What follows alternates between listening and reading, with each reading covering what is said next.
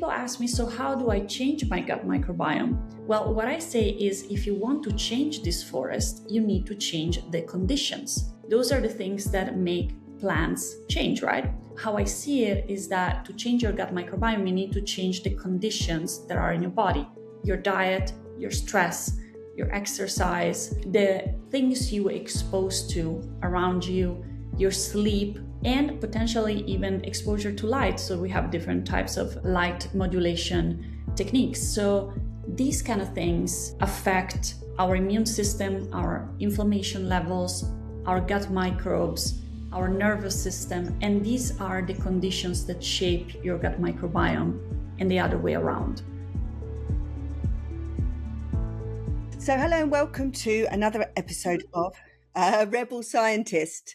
And today on the show, I'm very, very happy to have Nora Cavani on the show. For many reasons, we've spoken recently. We've met at a lot of these events. I have a huge respect for this lady.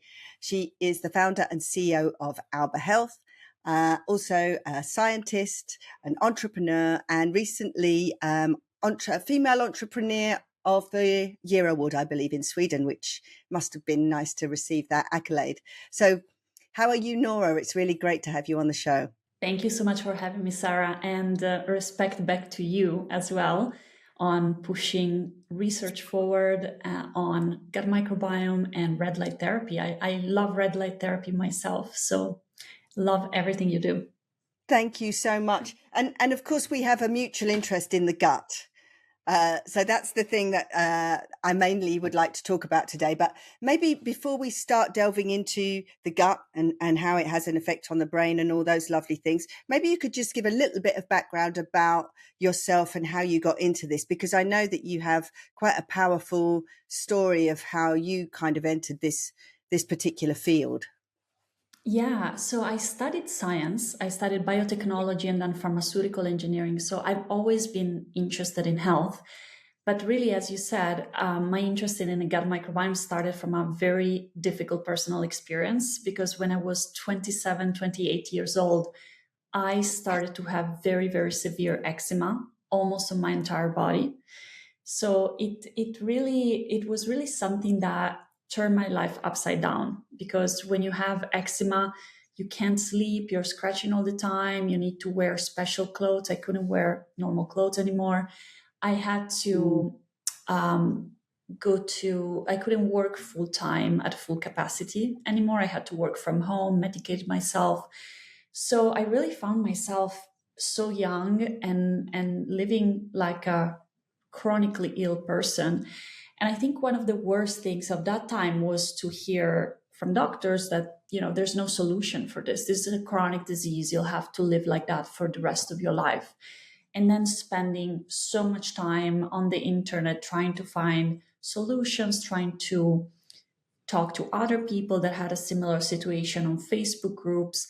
I mean, it's really terrible when you have some sort of symptom, some sort of problem, and you don't get support, you don't get help. And what really changed everything for me was to come across this research that connects our gut microbiome and our skin, our immune system, pretty much everything in our health.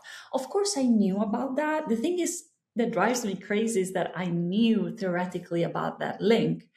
I even worked in eczema research. I wrote my master thesis on eczema. So I knew a lot about it.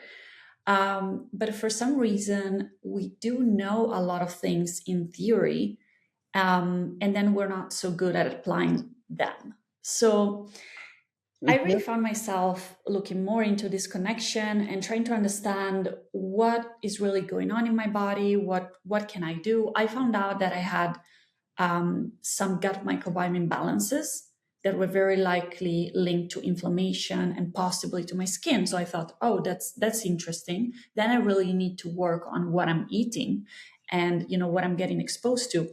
And over the years, I developed an approach really to change my gut microbiome. I tested my gut microbiome many times. I saw that changing. As I saw it changing, all of my symptoms went away. So as of today, I don't have eczema. I haven't taken medications for 2 years. I don't have any symptoms. but also everything in my body got better. So I lost some weight, I got more fit, my skin improved, everything in my health and well-being improved.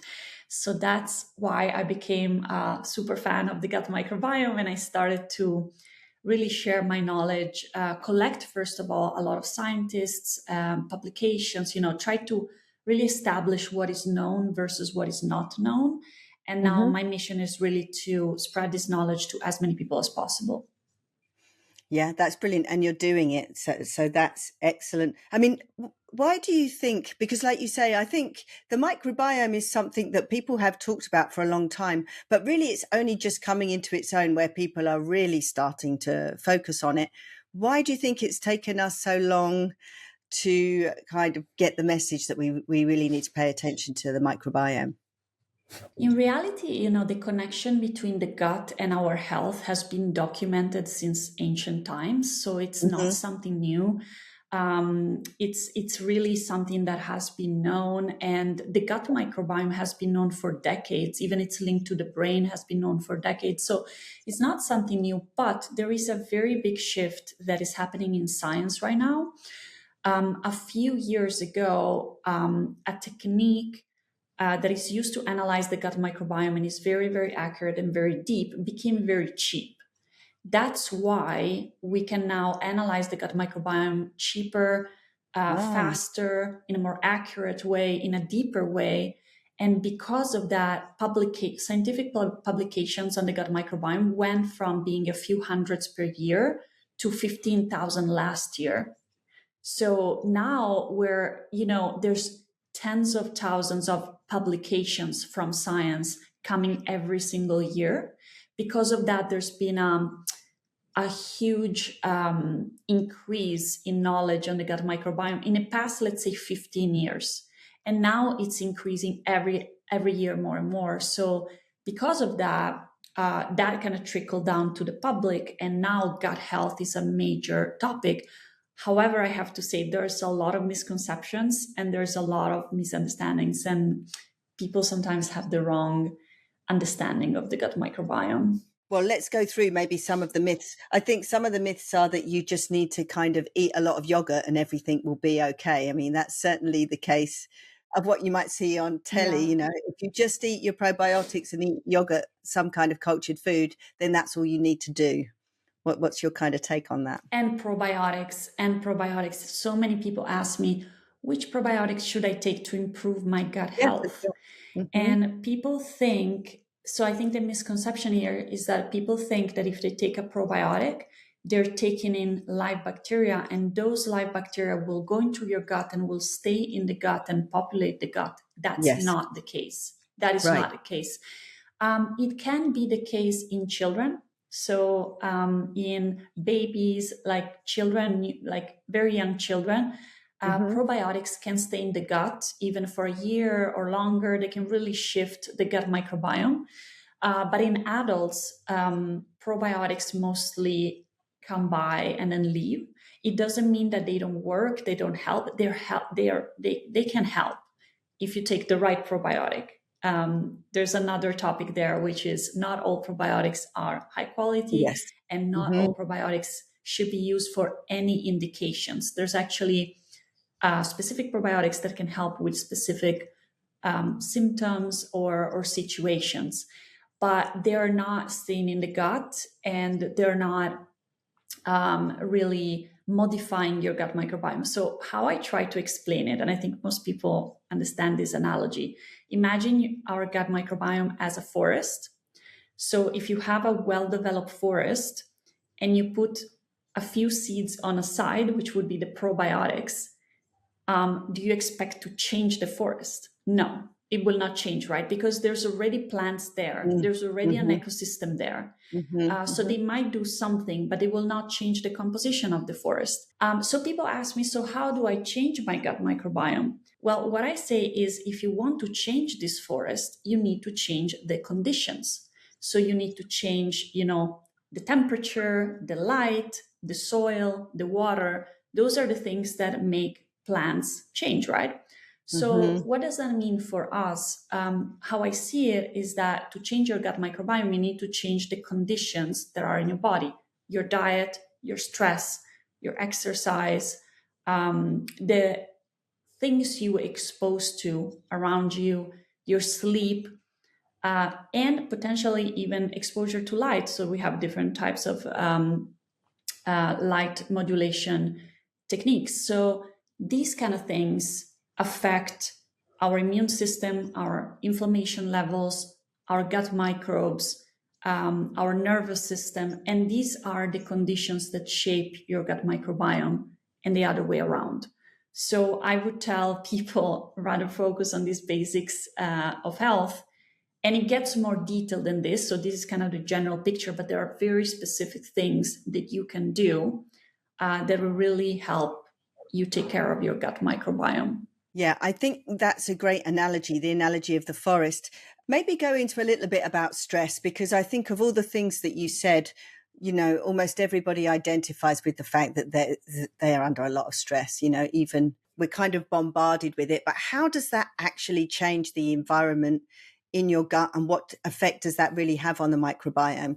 Because I think, sometimes stress is kind of thrown around like this thing, like, I've lost my car keys, or I'm late for work, or whatever. But what is that actually doing on a physiological level to your gut? Maybe let's start by saying, how does the gut even affect the brain and the other way around? Because many people are Sure. like, how are they even Yeah. connected? So Yeah. there is a bidirectional, So not many people know actually that the gut is connected to the brain, or to our skin, to our hormones. Mm-hmm. So all of these connections are not well established. As you said, so our gut and our brain are connected bidirectionally. So it means that stress could affect our gut, but our gut microbiome can also affect stress. So it can be linked, for example, to anxiety, Yeah. to even depression, to even neurodegenerative diseases, to behavior in kids. So there's a bidirectional kind of communication, and that happens in many different ways.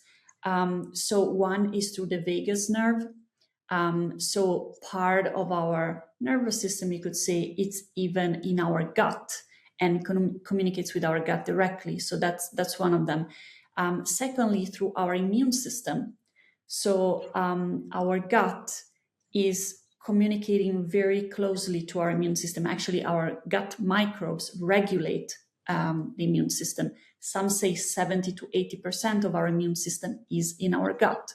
And then the immune system, especially through inflammation, can affect our brain. So if you have high inflammation, especially also reaching the brain, that can be linked to anxiety, stress, depression, and all of these kind of conditions.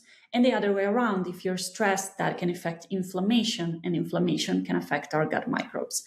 Then there is also metabolites, because our gut microbiome produces different metabolites called short chain fatty acids, mainly. Short chain fatty acids are very important because they regulate, once again, many things in our body, and they feed the cells in our gut, but also communicate through different pathways with our nervous system. The gut microbiome can also produce some neurotransmitters like serotonin and other neurotransmitters. We still don't know everything about them. We know that sometimes they don't even cross the brain barrier, but they have other functions in the body, and they're connected to the nervous system. Those are the main pathways. There's also the connection with the HPA axis, for example, cortisol. So Mm-hmm. the gut microbiome can influence cortisol levels. And of course, stress can also affect cortisol levels. So it's a bidirectional communication. So those are the main pathways. There's many pathways, actually, Yeah. many paths through which the two affect each other. It goes both ways. So the gut can influence stress, and stress can influence the gut through those mechanisms as well. Yes. And I think what's an interesting thing to consider is that actually your body is doing this for an adaptive purpose. Your body thinks you're under attack when you're kind of stressed. And so it's not Yeah. like your body's going against you. Your body's trying to help you by taking the energy away from your gut, by maybe even keeping the gut a little bit aggravated so that immune response is switched on. So if you were in a situation where there was going to be, a tiger attack or, whatever our primitive nervous systems are geared up for, that you're ready for it. Because I think it's helpful to have a reframe that all of these responses are in some way our bodies are trying to help us.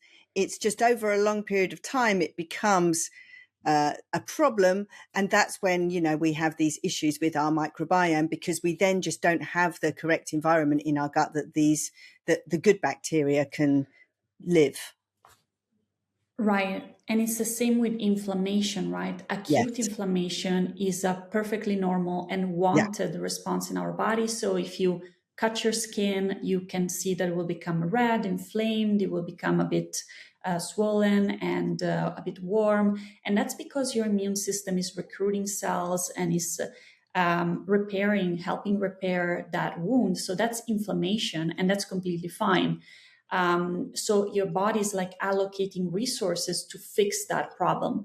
Problem is when you have chronic inflammation on systemic inflammation and chronic inflammation for a long time, it means that your body is allocating so many resources to try to repair something, while other systems of the body are not receiving the same attention. So it's exactly as you pointed that out.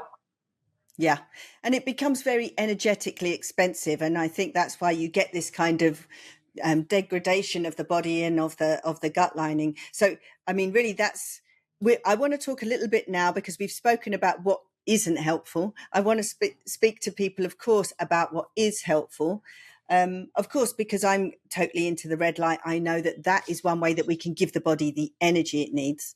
Because, like you say, to maintain this kind of state of stress and have that wearing down on the gut is energetically very expensive. So, of course, anything where you're going to give your body energy is going to be helpful. But what are your kind of takeaways for people who are looking to improve their gut microbiome? And maybe they need to know something in addition to looking at probiotics, which is potentially a little bit further down the line, right? Once your gut is actually healed, then the probiotics. So what are your kind of main ways that you're advising people to kind of have that healthier microbiome? So there are many, many things that can affect the gut microbiome. So diet is the biggest factor. Medicines, so antibiotics, but also other medications can affect the gut microbiome. Exposure to products. So I just made a video last week saying that Cambridge University found that there's many, many chemicals that we find on our food, on our furniture, on things that we use on a daily basis that can kill microbes in our gut. There's stress, there's exercise, there is sleep, there is oral health. Oral health is also very important. Exposure to nature. So there's many, many things, but let's focus on diet as the most important factor. So I'm going to give you some general advice that can apply to everyone. So it's something that people can just start doing from today. But then there's some caveats as well. But I would say for most people, the main problem with their diet, actually there's two main problems with their diet that can affect their gut microbiome. Number one is that we tend to eat more ultra-processed foods than what we should. And most people don't realize what ultra-processed foods are. If you ask most people, they will say, I don't eat ultra-processed foods. I eat super clean. I'm super careful. And unfortunately, most people don't realize that they're eating ultra-processed foods almost on a daily basis. Right. So some examples of ultra-processed foods are chips, packaged foods, anything that you buy that is packaged, it's a packaged snack and has a lot of different ingredients, many, many different ingredients that you don't recognize, stabilizers, additives, preservatives, colorants. Those are ultra-processed foods, right? Soda is, if you drink Diet Coke because you think, oh, there's no calories, that is ultra-processed foods, and that can affect your gut microbiome. So sodas, chips, all of these ultra-processed snacks even protein bars. And again, there are some that are better. There are some that are mostly pressed fruit, but most of them are very, very processed.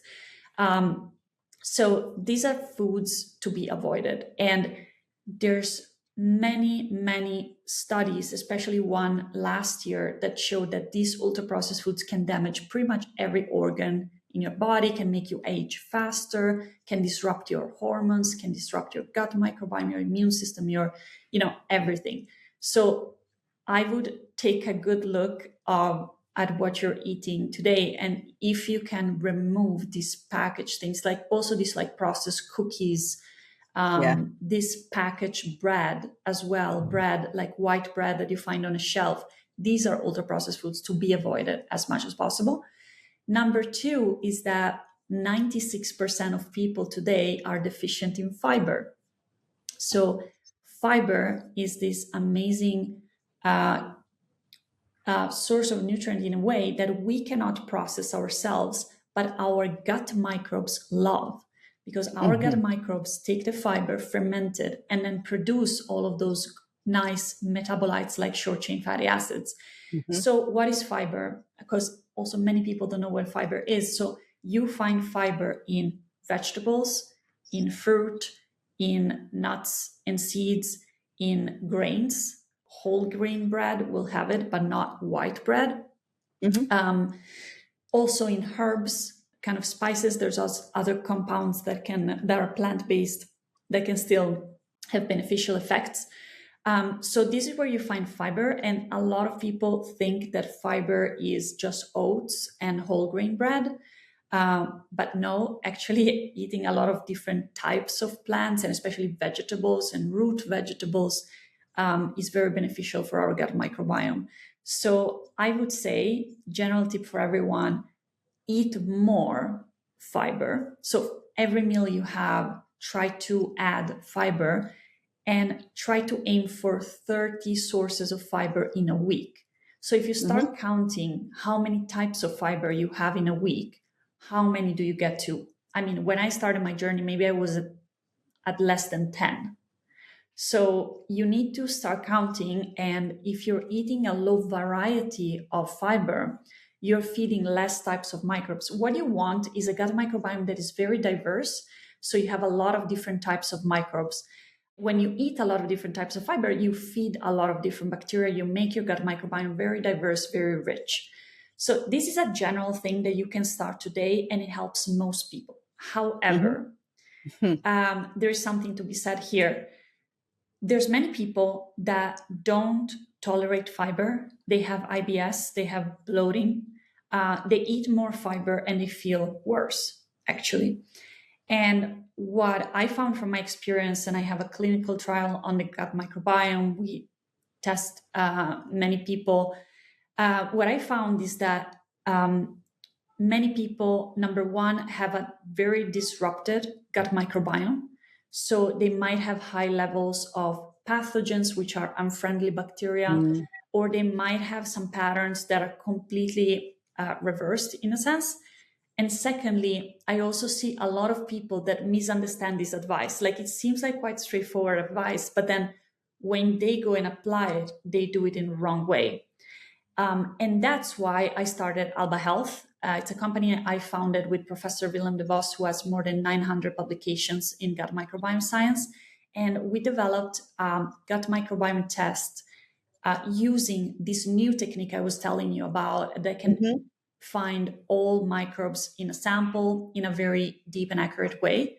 And then we couple that with a consultation with a nutritionist. And there we go very deeply on personalized recommendations. So we take a long questionnaire from the person on their current lifestyle. We test the gut microbiome, and then we narrow down what are the things that will help this person and not another person. And we see that is the best and most comprehensive help.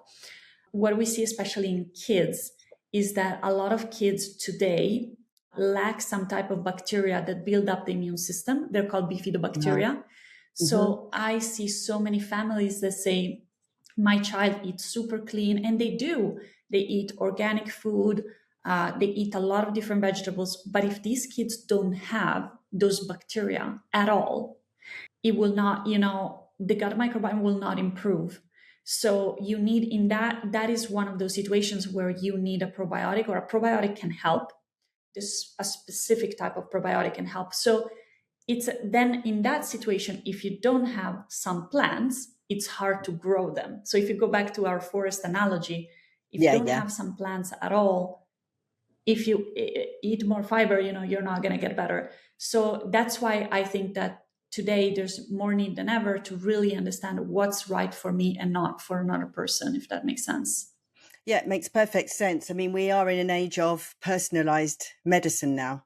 We're kind of moving into this world where people should have access to testing, and then they should be able to have tailored interventions that are based on their actual physiology, because we're not one size fits all. Of Yeah. course, we're all coming with, different ancestry, different environment, different reasons why we have these symptoms.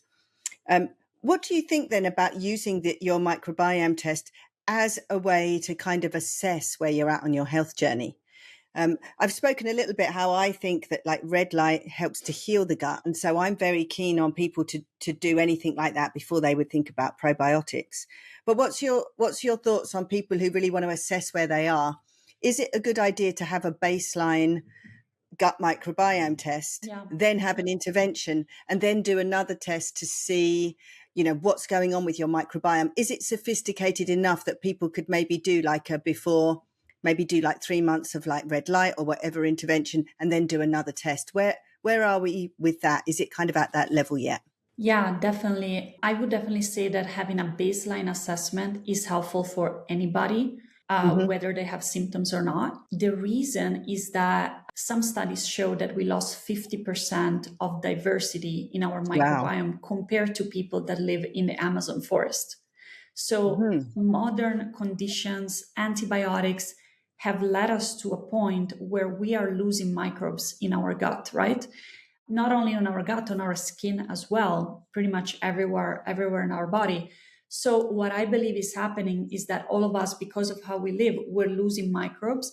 And if you can catch an imbalance earlier rather than Yeah. later, that's always better, right? Because then you can avoid ending up in a situation like me, where I Mhm. had a Yeah. very severe condition.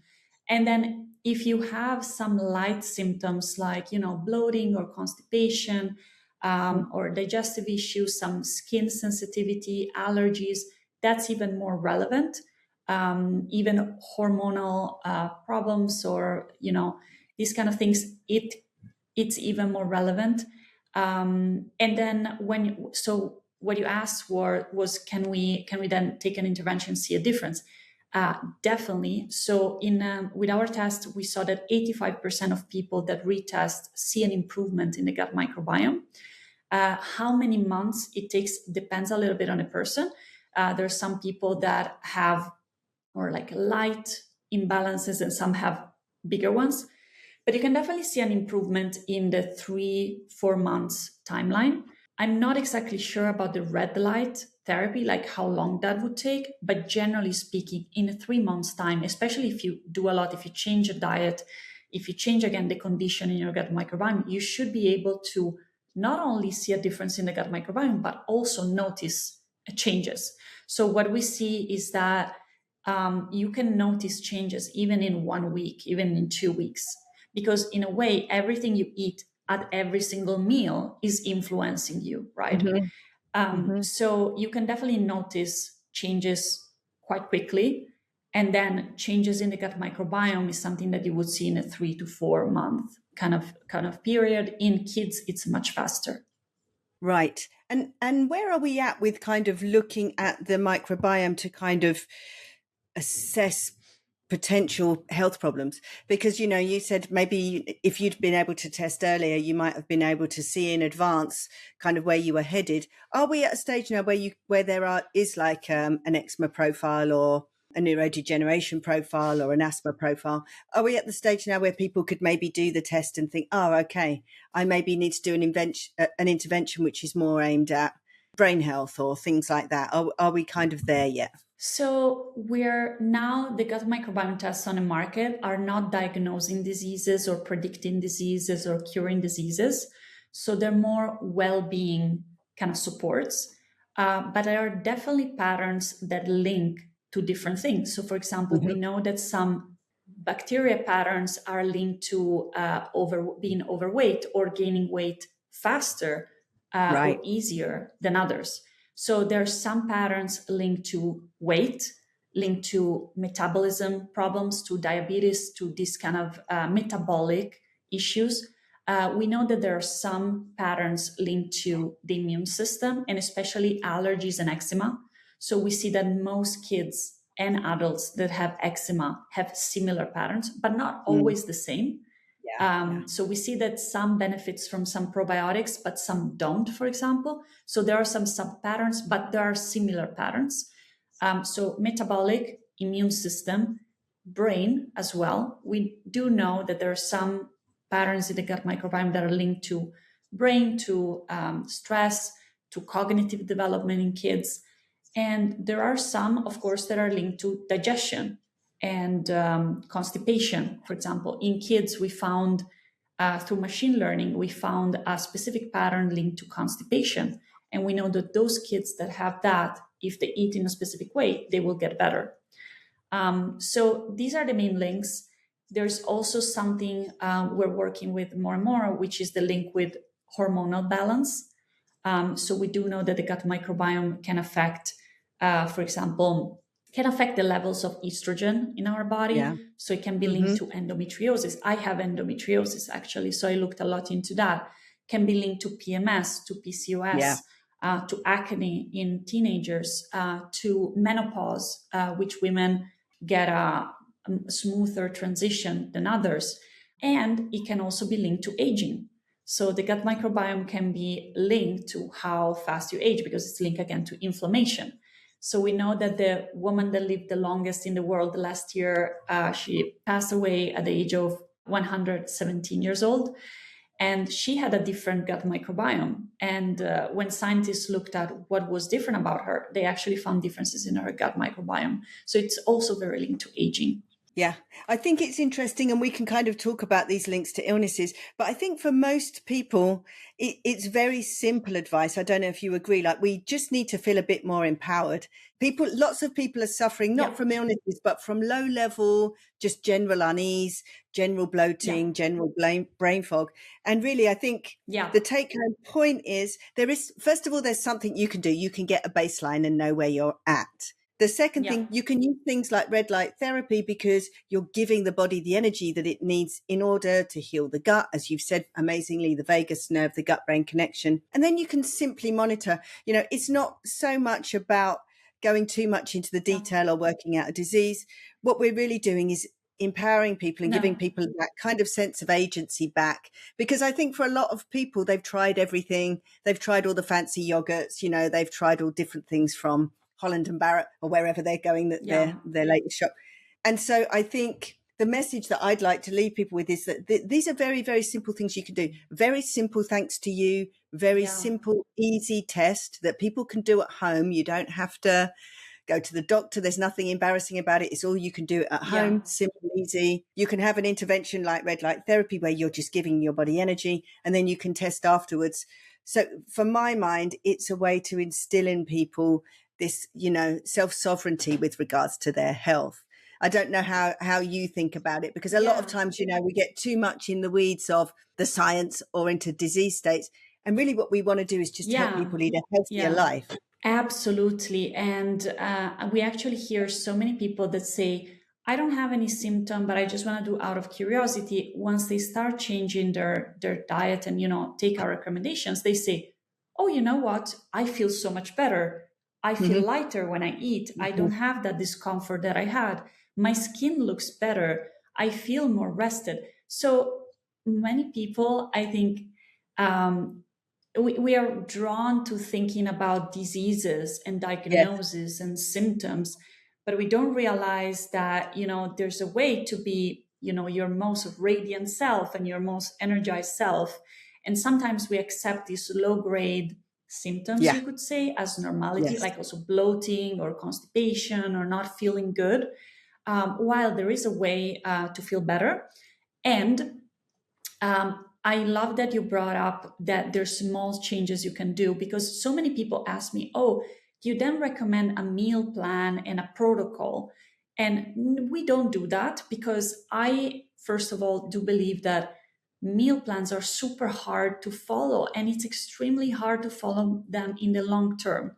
So what we do that we saw work the best is actually to take a questionnaire on what are you eating today? What are your staple meals? What's your breakfast? What's the 3 lunches that you cook most of the time, or you make most of it? Or if you eat out, what do you eat when you go out? And then we start from there. There's very small tweaks you can make. Like, we're talking tweaks to your diet that will make a very big difference. So if you have a breakfast, like most people don't realize that there's no fiber in their breakfast, just adding, sprinkling a few things. And that Mm-hmm. means literally buying 2, 3 products that you keep in the fridge or you keep in at home at all times, and just sprinkle it on your breakfast. Those can make a difference. So it's very simple, not necessarily, expensive tweaks that will really give you a lot of returns and, benefits for life. Yeah, for sure. Yeah, these things can be very, very simple. And I think we shouldn't also, we should be aware of our mood and, the actual act of taking control and doing these little things, how liberating it can be. And of course, that we've already talked about, the gut brain connection has a massive effect on our stress levels. Just that kind of feeling that we're actually taking Yes. control and doing something about our symptoms. Sometimes that's almost all of the journey, because that there is definitely within that, people start to feel better because they have that control. It becomes an upward spiral to health, because that enables you then to make other small changes to your health. Yeah, definitely. Definitely. Yeah. Everything is connected. Everything is connected, and I think we spend a lot of time, talk, like you say, people can get very granular about diets and weighing things or having very specific protocols, but a lot of Yeah. what we talk about is, in my mind, making things simpler, not more complicated. I think one of the take homes that I got from your research, because I was fortunate enough to see you speak recently, was talking about how we kind of have, you have your lovely analogy of the forest, but we have deforestation, because we live in a world where, we have all of these hand sanitizers and cleaning products and sterilized hospitals and all kinds of things, where in our complexity, we've kind of changed how we naturally live, which would be humans kind of on the earth with the dirt and the sun, and eating foods Yeah. locally and eating the skins and not refining things. So I think this message of simplicity is maybe one that people don't talk about enough, because you've obviously developed a complex test, but that's not telling us something complex. It's actually a very simple message. What do you think about this kind of theory that we need to go back to maybe how our bodies have evolved to be? It's kind of how can we live more like how our bodies have actually been designed to be? Yeah, you explained that very well. We evolved as animals pretty much, and we Yeah. co-evolved with these microbes that we have on us and in Yeah. us. And as you Hmm. said, for thousands of years, we've been living out in nature in close Yes. proximity with animals, eating foods that are in season and are a bit dirty with some soil on them. Hmm. And we didn't have around us all of these chemicals we're surrounded by. So a lot of times, for example, I will say things like, oh, we're losing microbes because we live in clean environments. And some people say, no, but I don't clean that often in my apartment. That's not the point. Yeah. That's not what I'm Right. saying. What I'm saying is that we used to, Yes.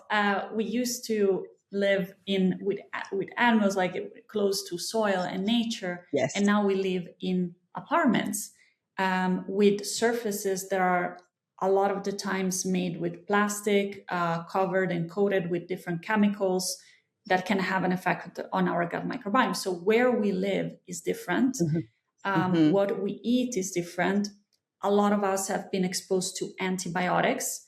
Antibiotics kill bacteria. So although, it's great that we have them for infections, they also kill beneficial bacteria, and even one course of antibiotics can disrupt your gut microbiome irreversibly. So there's irreversible damage that is made. I just interviewed one of the biggest scientists in this topic that has like 600 publications, and he was telling me that one course of antibiotics can irreversibly change your gut. You can lose some microbes forever, and it's like a wildfire in your forest, right? Yeah. So if you can take steps and then there's also a lot of other things, like, for example, now we have a lot of screen time. We have a phone in our pocket. We are in front of screens.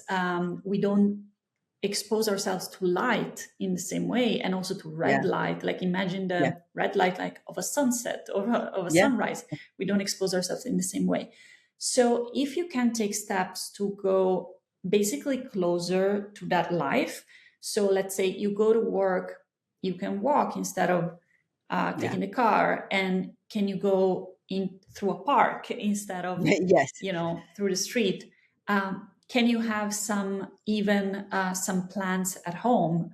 And when you work with them with your hands in the soil, you're still like a bit in contact there. Can you go in a weekend and have a little trip to a farm where there are farm animals?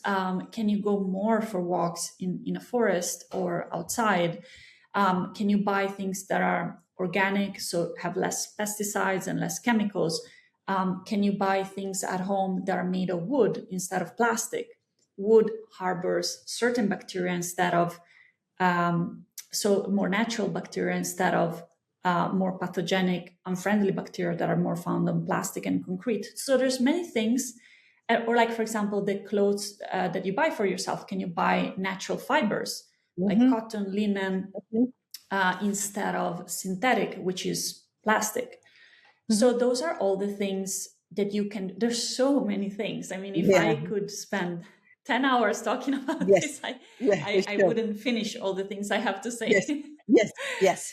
But there's many things, as you say. It's like very much like going back to like our natural environment and taking like these small hacks in your life over time. Yeah, for sure. Yeah, I mean, as you know, I'm kind of always banging on the drum of red light, because that is exactly how we would have, we would have woken up with sunrise. We would have got red light. It switches on all those mechanisms that you were talking about, the HPA axis, cortisol, the whole thing. So some of it, I think, we do live in this world, we have swapped comfort for that. So we do need to embrace it. But I think the key message is that, one, you've just beautifully outlined, there are very simple things you can do to kind of get your body back to that.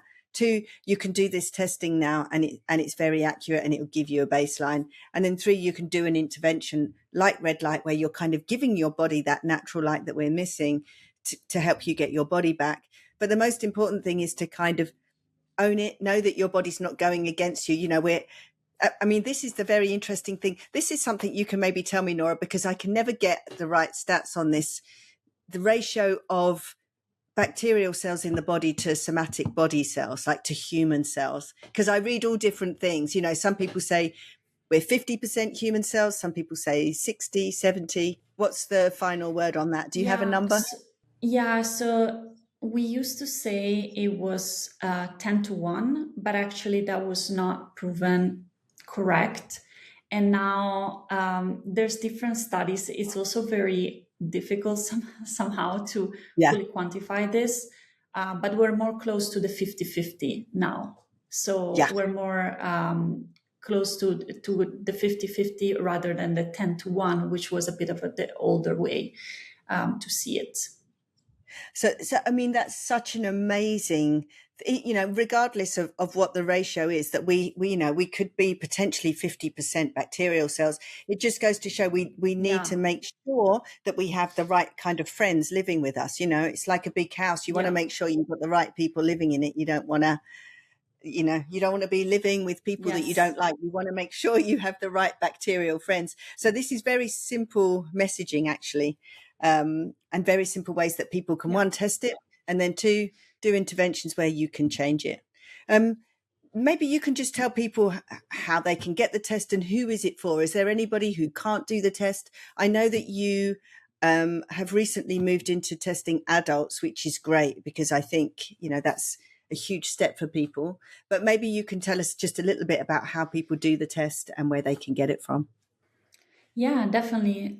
So our test is for all ages, really from birth. You can do it really a few days after birth, and for all ages. We have it's actually the test itself is the same for all ages, but the results and the recommendations are very, very tailored for different ages. So for babies, for toddlers, we look into certain patterns that are relevant for them, teenagers, and then adults. So this test is for everyone who wants to learn about their gut microbiome and improve it and optimize it to feel their best selves.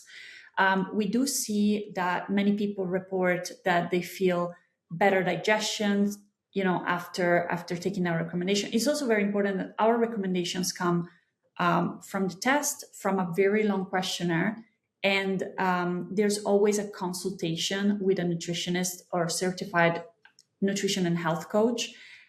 So you speak to a person, and it's not something that is just automatically generated just from the bacteria, but we take into consideration the full lifestyle and health of a person.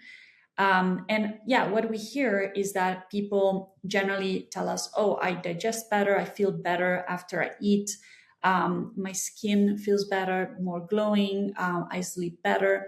So there's a range of benefits. In kids, we see many that reduce or reverse eczema and constipation. Those are the big ones. We see so many kids that have constipation, eczema for years, and then work on their diet. Usually they also take a specific probiotic. In kids, it can really help boost. And then those symptoms are relieved or resolved in some situations. But it's generally, I want to be clear that our test is not to diagnose or cure a disease. Yeah, for It sure. is Yeah. to get a picture of the gut microbiome and to improve the gut microbiome and to learn also what does it mean to take care of your gut microbiome. What is optimal nutrition? What is a nutrition that feeds my microbes? So that is the objective. That's brilliant. Okay, I mean, there's so much information there. We'll put it up on the podcast, and people can obviously ask questions about how you can use this test in conjunction with things like red light to really see what's going on.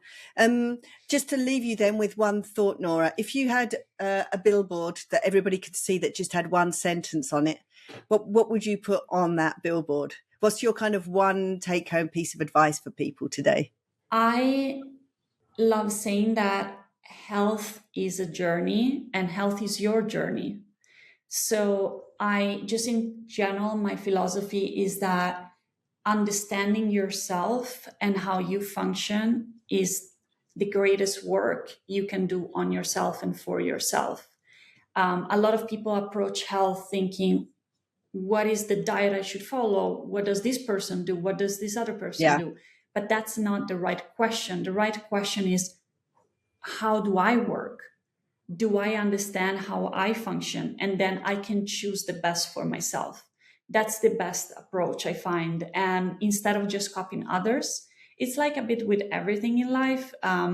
You wouldn't, necessarily copy, your business from someone else or what you decide to do in your life, because it's your journey. It's how you function and it's what's right for you. And the lifestyle should be right for you. You shouldn't follow a meal plan or something coming from above. It should be your situation. So I would say health is a journey and it's your journey. Yeah, for sure. Life in general, it should be something where you're asking the questions of yourself, because we are all individuals. And like I say, I think giving people that ability to know where they're at so that they can make their own choices is something amazing that you're doing. So thank you for all your work. Thank you so much for coming on. Oh, I was going to say, actually, my phrase that we have also in our packaging is knowing is beautiful, because we really think there's a lot of, that's actually very similar. But yeah, I think there's a lot of power and beauty in just knowing as much as possible and learning. So yeah, I think knowledge, power, and kind of journey are the words. Thank you for that question. Thank you. No, that it was a pleasure, and it's a real pleasure to talk to you. So thank you. I hope I get to see you again soon. And thank you for your time today, Nora. It's lovely having you on.